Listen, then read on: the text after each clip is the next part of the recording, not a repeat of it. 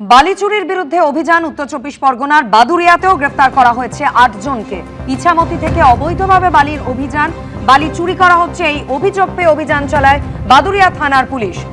বালি খননের বৈধ অনুমতি না থাকাতে আটক করা হয়েছে বালি বোঝাই ৬টি নৌকা এবং নৌকা থেকে বালি নামানোর সময় ৮ জনকে আটক, পরে তাদের গ্রেফতার করা হয়।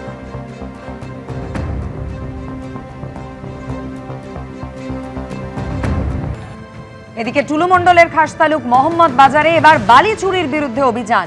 ময়ূরাক্ষীর চরে অভিযান ডিএলআরও দপ্তরের। আটক করা হয়েছে 5টি ট্রাক্টর।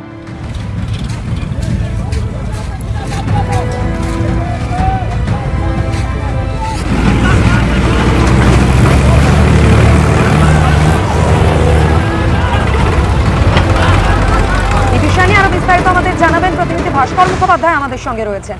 ভাস্কর, দেখো, আজ থেকে বীরভূমে বালি তোলা বন্ধ হয়েছে এবং আজকে 1 তারিখ পরিষ্কার বলে দেওয়া হচ্ছে যে মধ্যরাত্রি থেকে বালি তোলা যাবে না বীরভূমের কোনো নদীতেই, কারণ যেহেতু বর্ষা শুরু হয়ে গেছে সেহেতু নদীতে তোলা যাবে না। কিন্তু ময়ূরাক্ষীতে এই বালি তোলারই কাজ চলছিল এবং গোপন সূত্রে খবর পেয়ে মোহাম্মদবাজার থানার যে মোহাম্মদবাজারে যিনি ডিএলআরও রয়েছেন, ডিএলআরও পুলিশকে সঙ্গে নিয়ে ঘটনাস্থলে যায় এবং 5টি ট্রাক্টরকে আটক করে।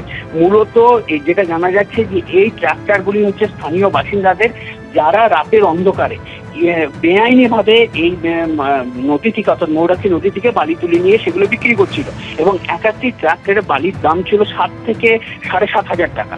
এবং এই ঘটনার পরে এই যে গাড়িগুলি ট্রাক্টরগুলিকে সিজ করা হয়েছে এবং থানায় নিয়ে আসা হয়েছে এবং এখনো পর্যন্ত এই ঘটনায় 2 জনকে আটক করেছে পুলিশ। পুরো ঘটনা তদন্ত করে দেখা হচ্ছে যে এর সঙ্গে অন্য কোনো কেউ যুক্ত রয়েছে কিনা।